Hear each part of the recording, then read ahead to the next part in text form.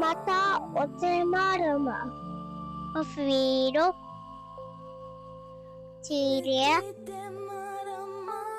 Hoata, o Ouenuku, Okoro, Tamatea Āio, Tamatea Āio, Tamatea Kai-ariki,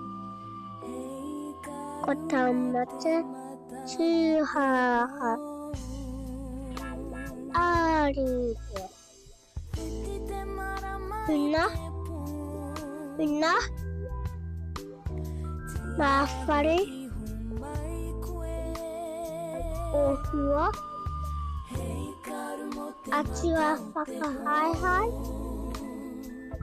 Turu,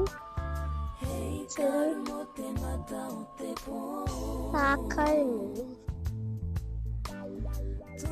Takite, hena pētau, tātou, kopi mai anō, apopo.